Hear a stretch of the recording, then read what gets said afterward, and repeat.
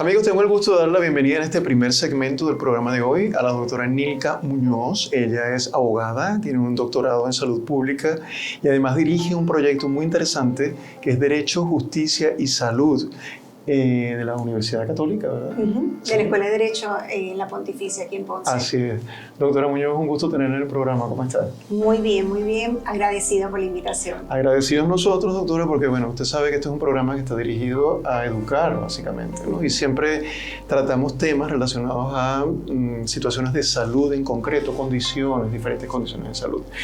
Pero a mí me pareció tan importante, amigos, poder traer a la doctora Muñoz, que tiene amplia experiencia y capacitación en este campo, porque necesitamos también tener seguridad sobre los derechos que tenemos para poder tener acceso justamente a esos servicios especialmente. Y, doctora, con mucha frecuencia escuchamos preocupaciones de las personas. Tengo un diagnóstico, me negaron el tratamiento, me negaron hacer esta prueba. Y yo no estoy tan seguro que muchos de nosotros, y me incluyo, tengamos información o conocimiento tan claro y tan específico sobre los derechos que sí tenemos y que muy probablemente nos quejamos de que no tenemos acceso y resulta que sí lo podemos tener. Así que de eso queremos conversar, doctora. Mucho puso sobre la mesa, ¿verdad? Sí, bien amplio. Quisiera mencionar que ciertamente hay un desconocimiento sobre cuáles son los derechos que tenemos para acceder a los servicios de salud.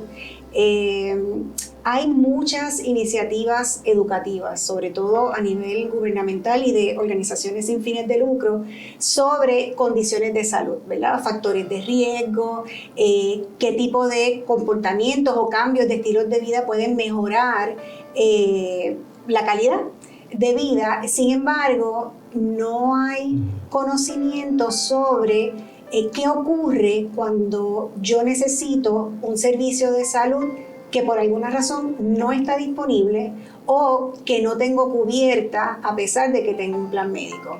Entonces, esta iniciativa surge porque estudiantes de Derecho estaban interesados en llevar información a líderes comunitarios. Y cuando fuimos a una reunión con líderes comunitarios de diferentes partes de la isla, la preocupación mayor, más que conocimiento sobre enfermedades y cubierta, era qué hacemos en aquellos casos en que necesitamos que un servicio se cubra y no tenemos manera, ¿verdad?, de a dónde acudir, cuáles son derechos, cuáles no necesariamente son derechos. Así que surge precisamente de comunidades que sabían que existían unos derechos pero los desconocían. Así que es como un complemento a las iniciativas de educación que se están haciendo. Claro, es que yo pienso que hay que educar mucho más, porque lo que mencionábamos antes, y esas preguntas pues vienen de la masa, ¿no? Del centro, de las personas que de una u otra forma no siempre tienen una cobertura tan amplia en algunos planes particularmente, pero incluso aún los que quizás son más limitados tienen posibilidades de recibir esos beneficios y tener acceso a eso que para muchos piensan que no lo tienen. Doctora, me gustaría que para organizarnos un poquito en la conversación, ¿cuáles son las preocupaciones o debo decir reclamos, debo decir denuncias, debo decir pudiéramos decir los problemas principales que nosotros hemos visto? Sí. Este proyecto que comenzó el año pasado busca atender una brecha que hay entre la educación en derechos y también el acompañamiento en estos procesos, ¿verdad?, de presentar alguna reclamación. Interesantemente, la mayor parte de los casos que nos están llegando son casos que se relacionan con desconocimiento sobre los derechos. Así que, ¿cuál es la cubierta que tengo dentro del plan médico? A pesar de que se le entrega, ¿verdad?, a cada beneficiario cuál es la cubierta, pero hay muchas personas, sobre todo con el plan de salud del gobierno, que no tienen los recursos para poder entender cuán extensiva puede ser la cubierta. Así que una cosa es hasta dónde, ¿verdad?, son los servicios que cubren. Otros de los problemas tienen que ver con los propios procesos. A veces la persona sí tiene cubierta, pero la documentación que somete para que le cubra cierto servicio o cierto medicamento es insuficiente. Entonces nos hemos dado cuenta que hay un aspecto que tiene que ver con capacitación de los proveedores, ¿verdad? Que el médico debe incluir en ese referido. Para justificar, digamos, la solicitud del servicio. Así que en muchas ocasiones sí le cubre el tratamiento y es una cuestión burocrática. Eso le iba a preguntar, doctora, además de eso, pero es que quizás es complejo, hay muchos trámites que hay que hacer para lograr esto. O sea que es una carga, digamos, para el proveedor acumular todas las evidencias para poder justificar eso. Sí, yo no lo veo como una carga al proveedor, porque hay veces que las justificaciones es incluso en un solo documento, ¿verdad? Que están basadas en lo que es la evaluación y el tratamiento y el historial del paciente. Así que no es una carga adicional, sino que eso que está en el expediente médico, quizás tener un referido que sea un poco más completo. Y eso hay proveedores que sí, que cuentan con ello. El problema es que cuando se somete a un plan médico, los planes médicos pueden tener diferentes requisitos, ¿verdad? Así que hay un problema en términos de cuando el plan médico deniega por esa razón, ¿qué hace el paciente? Y el paciente no necesariamente reconoce que es que tiene que volver al médico, claro. Y tampoco tiene la información de qué entonces debe contener ese referido. Pero no se le dice, no se le explica al paciente el plan denegó ya. En ocasiones lo que envían es una denegatoria general por exclusión de cubierta, dependiendo, ¿verdad?, del plan médico, la persona puede llamar y le pueden explicar. Pero en ese proceso, sobre todo personas que reciben el plan de salud del gobierno, hay mucho retraso en poder acceder a los servicios. ¿No hay mucho enlace entre el plan y el proveedor? ¿Esa comunicación no hay, por lo menos en los casos que hemos visto, claro. Hay una deficiencia en coordinación de servicios y hay una deficiencia en esa comunicación. Así que nosotros entramos primero para evaluar el caso y en la medida en que se toman decisiones que son contrarias, pues nosotros intervenimos y acompañamos también a los pacientes en estos procesos. Que no tiene que ser un abogado, puede ser también un líder comunitario, un familiar que conozca cómo navegar en estos procesos. Puede hacer una diferencia entre acceder a un tratamiento a tiempo o no. Eso es clave, por ejemplo, pensando en pacientes con cáncer, ¿no? Con diagnóstico de cáncer. Hay una carta que ha surgido. Sí, hay una carta de derechos para pacientes con cáncer que lo que busca es asegurar el diagnóstico temprano. Hay, por ejemplo, cubiertas que requieren que la persona vaya ¿verdad?, busque un referido del médico primario y haga una serie de pasos antes de poder acceder a estudios más especializados.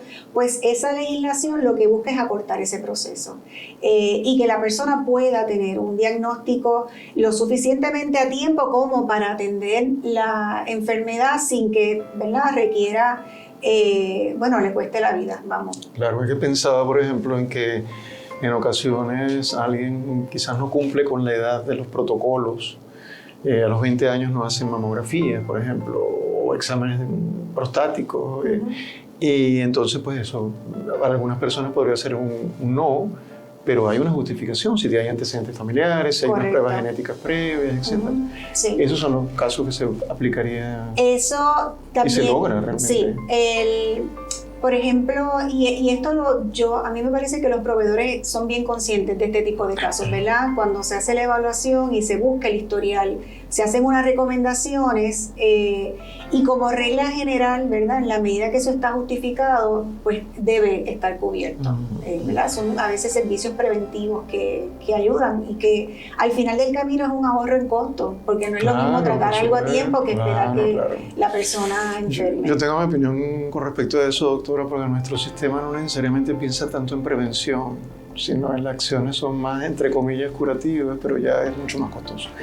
Yo pienso que sale más económico la prevención. Y pienso que, por ejemplo, esta Carta de Derechos del Paciente con Cáncer busca, ¿verdad?, de alguna manera atender de forma temprana un diagnóstico, pero hay esfuerzos. La misma legislación federal que se conoce como Obamacare, ¿verdad?, de la Affordable Care Act, lo que buscaba era precisamente ampliar los servicios preventivos. Así que hay esperanza. Hay esperanza y también hay legislación y hay muchos servicios preventivos que están disponibles y que las personas no necesariamente los conocen.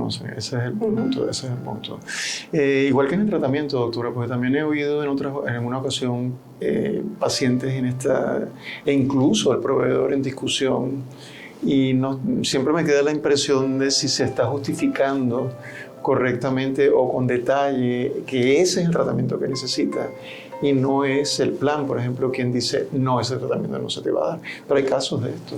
Sí, y lo hemos visto más frecuentemente en los medicamentos. Hay veces que el proveedor ha identificado un medicamento que entiende que es el adecuado para el paciente, sin embargo, cuando se le da la receta, se deniega, la aseguradora lo deniega porque entiende que hay otro medicamento que atiende el mismo problema. Sin embargo, hemos visto casos donde se ha justificado porque ese medicamento en particular debe ser el que se cubra y no el que para esa persona en específico. Así que eso se da con mucha frecuencia en ese renglón, principalmente lo que hemos visto, claro. Claro. No, es que sí, los he escuchado.